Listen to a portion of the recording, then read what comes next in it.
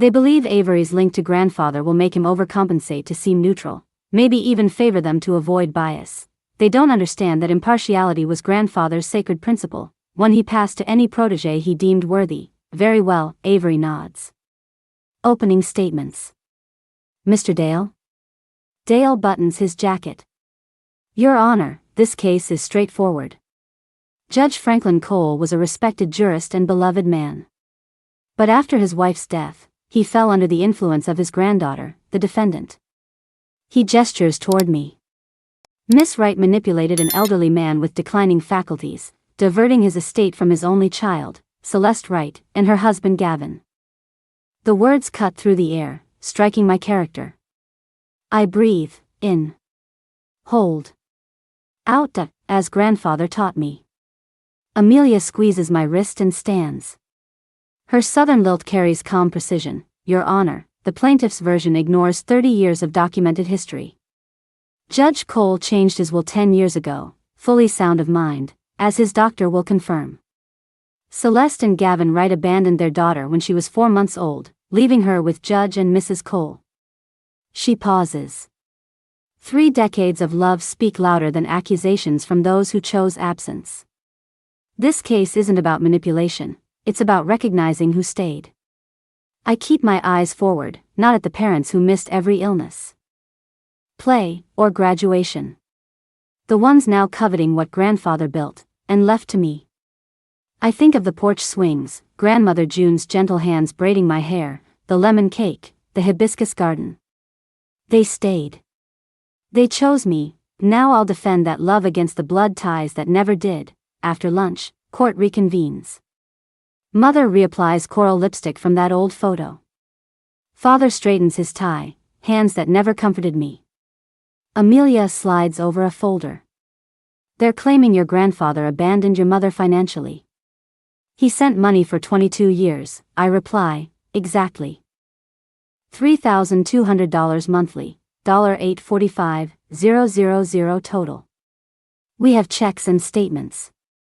Dale struts forward. Your Honor, we present evidence of Judge Cole's deteriorating mental state. Avery nods, witnesses suggest confusion about finances and family. Dale continues, I clench my jaw.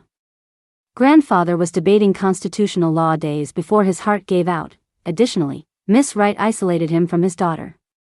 Mother dabs at tears, her handkerchief embroidered with our family crest. 3 oak leaves for strength, longevity, and wisdom. Amelia rises smoothly. Your Honor, we have documentation that tells another story. She opens June Cole's journals, 30 years of entries recording broken promises from Celeste. December 18, 1998. Celeste promised to visit for Christmas. 4th Christmas she's missed. Mother's face hardens. Amelia continues, here are phone logs, calls to Mr. Wright about school events, emergencies, graduations, none returned. And photographs of 32 years of milestones. Plaintiffs absent in every one. During recess, I escape to the courthouse garden where hibiscus bloom red against stone. Grandmother's flowers. Life still blossoms after someone leaves, she'd say.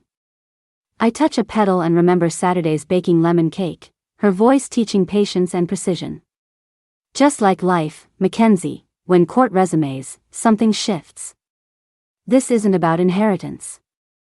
It's about protecting their memory, the people who stayed. You okay? Amelia whispers, yes. I'm ready. You remind me of your grandfather right now. Witnesses follow. Doris Taylor, the longtime clerk, vouches for grandfather's sharp mind. Dr. Reynolds confirms his cognitive strength. Martha Wilson, our housekeeper of 25 years, recalls every Sunday dinner I made for him, even through law school. She never missed a Sunday, Martha says. Always brought hibiscus for the table. Dale presses her. Did Mackenzie control access to Judge Cole? No, sir. Judge Cole made his own choices. Motion to strike. Denied, says Judge Avery. Dale shifts tactics. Dismiss the journals as hearsay. Denied, Avery replies. They're contemporaneous records. My parents exchange uneasy glances. Then Amelia submits grandfather's final handwritten letter, written a week before he died. This decision was made with clarity, after watching which family member truly understood the word family. For the first time, hope stirs in me. Amid their false narratives, I find strength, not from blood, but from the values they gave me. Days later, the Charleston Post and Courier lands on my doorstep. Headline: Family Estate Battle Divides Charleston Legacy. Mother's face fills the page. Tearful and tragic. She claims I turned my grandfather against her, never mentioning the baby she abandoned. Calls flood in, you should be ashamed. Thief. My voicemail fills with strangers' judgment. I stand by the window, rain streaking the glass, the garden dormant but waiting. I trace June's green gardening journal, her notes and small lessons. Hibiscus survive winter when everything seems dead. The strongest flowers emerge from the coldest winters. Remember this, Mackenzie. Her handwriting loosens something inside me. On my desk lies grandfather's notebook from my law school graduation. Ethics aren't situational, Mackenzie. They're the foundation of justice. I remember his words from years ago. Justice isn't revenge, it's the restoration of truth. Truth. I straighten. I will not dishonor them with bitterness. I'll stand tall, like the hibiscus. The next morning, the courtroom hums with tension. Mother takes the stand, dabbing her eyes with rehearsed sorrow.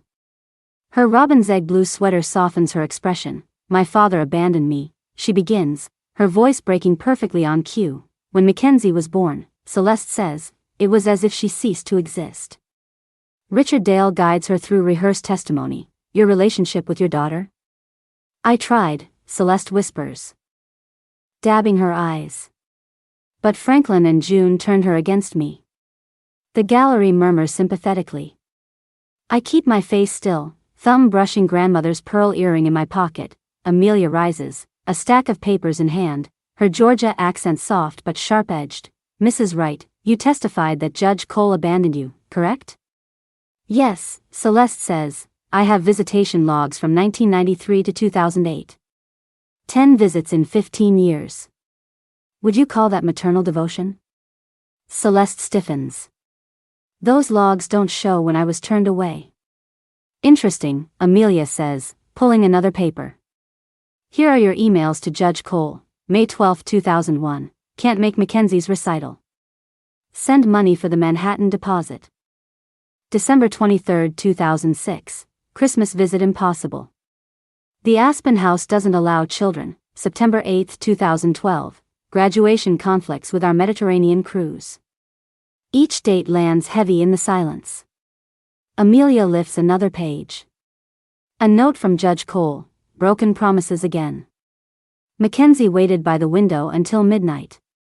Mother's tears are real now, anger, not sorrow. The courtroom's sympathy shifts like a tide. Next, Martha Pullman, grandmother's housekeeper for 30 years, takes the stand. Her neat bun and steady hands bring back childhood Sundays. After Mrs. Cole passed, Miss Mackenzie never missed a Sunday, Martha says. Even during finals, she drove from Duke to help the judge. Went to church, cooked dinner, then drove back. And the plaintiffs? Amelia asks. Mrs. Wright called twice a year, always about money. Never heard Mr. Wright's voice once. Neighbors testify next. The Petersons who saw me shovel snow for grandfather, Dr. Williams who taught me to drive when my parents forgot my birthday, Professor Harmon who oversaw my thesis while I cared for grandfather after surgery. Judge Avery's pen moves steadily as Professor Montgomery, my mentor from Duke Law, speaks. She worked weekends, spent every break visiting Judge Cole. Never discussed inheritance. Mother's confident smile spreads, the one that always precedes her wins. Dr. Barrett, how long did you treat Judge Cole? Twice, in the months before his passing. Did you observe signs of manipulation? Objection. Calls for speculation, Amelia says, aloud. Judge Avery rules. Proceed carefully. Yes, Barrett says. He seemed confused about finances and pressured about his estate. Mother nods dramatically, handkerchief ready. Amelia rises, calm as ever. Doctor, you saw him twice, correct? Dates? March 12 and April 3, last year. And before that, no prior treatment? No, so you weren't his primary physician? No, but when did you open your practice in Charleston? 8 months ago. With whom? Dale objects. Relevance. Goes to credibility, Amelia replies, overruled, Avery says, Barrett swallows. With Dr. Thomas Reynolds. And Dr. Reynolds' relation to Celeste Wright? He's her cousin. The gallery buzzes. Amelia nods, unfazed, Exhibit 43, Your Honor, Judge Cole's full medical records from his actual physician of 30 years, Dr. Harold Simmons.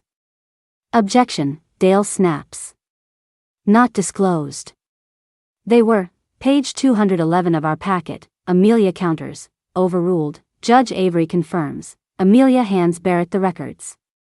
Read page 4, paragraph 2. Barrett hesitates. Cognitive function remains sharp and consistent. Excellent recall. No signs of confusion or impairment. Thank you. Now, this prescription from your second visit, it's for a sedative? Yes. Was it requested by Judge Cole? Not exactly. Who suggested it, Dr. Barrett? His eyes flick toward my mother. Mrs. Wright expressed concern about her father's anxiety. Yet Dr. Simmons' notes show Judge Cole reported no such symptoms the following week. Interesting, Amelia says, turning to the bench. No further questions. Dale rises for redirect, but Barrett's testimony has already crumbled. Each question only worsens it. Mother's confident smile spreads, the one that always precedes her wins. Dr. Barrett, how long did you treat Judge Cole? Twice, in the months before his passing. Did you observe signs of manipulation? Objection.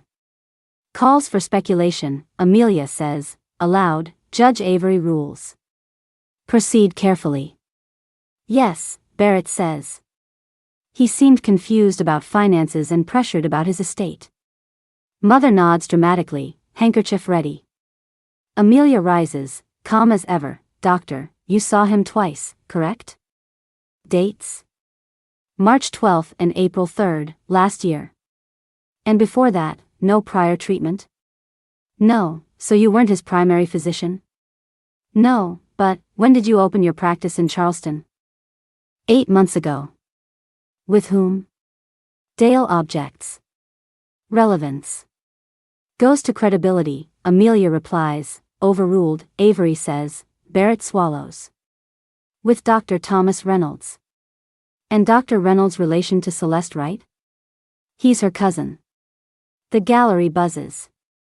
Amelia nods, unfazed, Exhibit 43, Your Honor, Judge Cole's full medical records from his actual physician of 30 years, Dr. Harold Simmons. Objection, Dale snaps. Not disclosed. They were, page 211 of our packet, Amelia counters, overruled, Judge Avery confirms, Amelia hands Barrett the records. Read page 4, paragraph 2. Barrett hesitates. Cognitive function remains sharp and consistent. Excellent recall. No signs of confusion or impairment. Thank you. Now, this prescription from your second visit, it's for a sedative? Yes. Was it requested by Judge Cole? Not exactly. Who suggested it, Dr. Barrett? His eyes flick toward my mother. Mrs. Wright expressed concern about her father's anxiety. Yet Dr. Simmons' notes show Judge Cole reported no such symptoms the following week. Interesting, Amelia says, turning to the bench. No further questions. Dale rises for redirect, but Barrett's testimony has already crumbled. Each question only worsens it. Celeste scribbles furious notes, passing them to Dale, who sighs. Gavin leans toward her, whispering something that makes her flush crimson. They're fracturing, each blaming the other for the collapse. The defense calls Mackenzie Wright, Amelia announces. Taking the stand feels surreal, like I'm floating outside my body. I adjust my blouse collar, remembering Martha's words that morning. That judge needs to see you solid as bedrock. After I'm sworn in, Amelia begins. Miss Wright, there have been insinuations that you manipulated your grandfather for financial gain. If that were true, wouldn't there have been easier ways to get his money than spending every Sunday for 30 years at his dinner table? Yes, I say, my voice steady. I'm a prosecutor with a comfortable salary.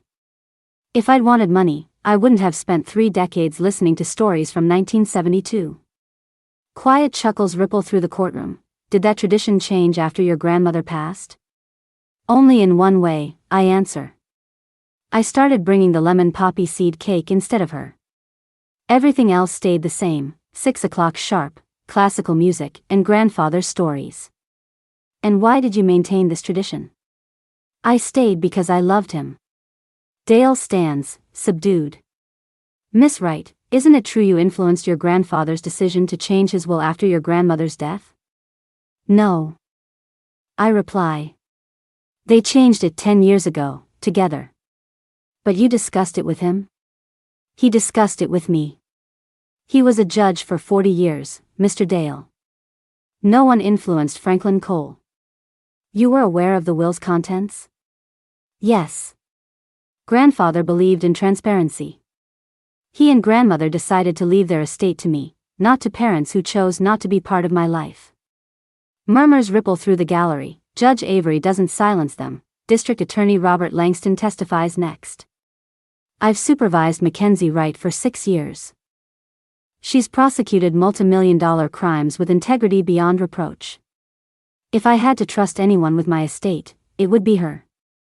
Judge Avery nods. I knew Franklin Cole for 30 years. Every decision he made was deliberate and ethical.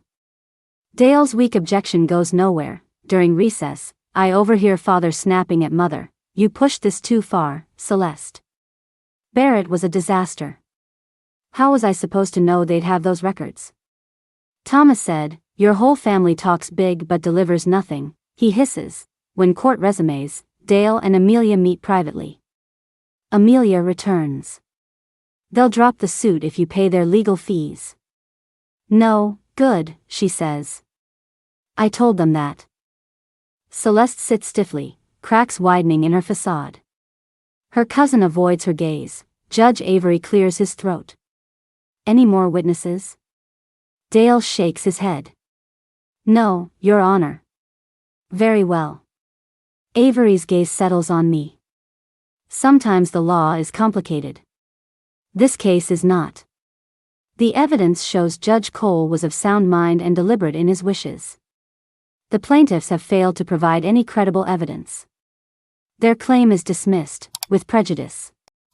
The gavel falls, sharp and final. Mother's fury is visible, but father looks almost relieved before masking it again. Amelia gathers her papers. Your grandfather would be proud, she says softly. Outside, Celeste corners me near the bathroom. We should talk, she says, perfume thick in the air. About this division. She steps closer. You might have the law and money, but I have your blood. Her words hang heavy. I think of grandfather's journals documenting each missed birthday and broken promise. Would your grandmother want this? She whispers. She was about forgiveness. Family unity. Celeste barely knew her mother, yet now uses her name like a weapon. We could end this today, she continues. 50-50 split. Fair, isn't it? Mother and daughter sharing equally? I say nothing. She presses harder. Everyone's talking. The pastor called me yesterday. The Charleston Post is writing about this, family against family. Before I can reply, Dale rounds the corner. Judge Avery's returning in 5. Celeste's tone hardens. Think about it, Mackenzie. Blood matters in this town. They walk away, leaving me with her echo and 32 years of silence. I face my reflection, gray eyes, firm chin, all inherited from a woman who saw motherhood as an inconvenience. But in the set of my shoulders, I see June's strength. Life still blossoms, even after someone leaves, she'd said in the garden. Amelia enters quietly. You've made your decision, she says, truth over peace. I reply, good. Your grandfather's journals just arrived. Judge Avery approved them. The courtroom buzzes as we return. Charleston's old guard fills the benches. Pastor Roberts sits in the back, Bible in hand. Celeste and Gavin whisper frantically, closing arguments. Avery announces, Dale begins. This case is about blood, about a mother's right to her place in her daughter's life. Charleston honors family unity. Should past mistakes erase that bond? Amelia rises with one page in her hand. This case isn't about blood. It's about who stays. She unfolds the letter. Written by Judge Cole 2 weeks before his death. Mackenzie, you inherit not because of blood, but because you stayed. When Sunday dinners were hard, you never missed one. When law school took your weekends, you studied at my kitchen table. Celeste and Gavin received over $845,000 in 22 years, yet never asked about you. A parent isn't defined by biology but by presence. I choose you because you chose me. Silence fills the room. Amelia continues, the evidence proves decades of financial support to the plaintiffs, their absence, and Franklin Cole's sound mind. Family isn't blood, it's presence. She turns to Celeste. What kind of parents sue their child after abandoning her? Judge Avery removes his glasses. I find the will valid and the plaintiffs. Table, quiet proof that love, not lineage, defines legacy. The inheritance matters less than what it represents. Recognition that family is defined by who stays when leaving is easier. For 32 years, through scraped knees, law school graduations, grandmother's funeral, and quiet Sunday dinners, my grandparents stayed. I gather my portfolio with steady hands. Tomorrow I'll visit their graves with fresh hibiscus from the garden they taught me to tend. Tonight, I'll bake grandmother's lemon poppy seed cake and eat it alone at their kitchen table. Some would call it victory. I call it vindication. And somewhere, I know they're calling it justice. The nameplate on my office door still catches me off guard, the Honorable Mackenzie Wright gleaming in polished brass. A year as South Carolina's youngest state judge hasn't dulled the quiet pride that rises each morning as I take my seat behind the bench. Another inheritance dispute today. Another daughter claiming her mother favored a grandchild unfairly. Another echo of my own story. Mrs. Reynolds claims her mother was manipulated into changing her will. The plaintiff's attorney declares with the same entitled certainty Richard Dale once used. The defendant, her daughter Beth, took advantage. Objection, Your Honor. Beth's attorney rises. Prejudicial characterization. Sustained. My tone carries Franklin's calm authority. Counsel, restrict yourself to facts, not conclusions. Later, I watch the Reynolds women avoid eye contact, the same cold gulf I once faced with Celeste. The daughter who left versus the granddaughter who stayed. When court adjourns, I return to chambers where Franklin's old law books still line the shelves. I run my fingers along the worn spines, tracing his penciled notes, little breadcrumbs of wisdom left behind. My phone buzzes, hibiscus blooming like crazy. Bring home cuttings? It's Martha. She never retired after Franklin passed. This house needs people who remember, she'd said, still D.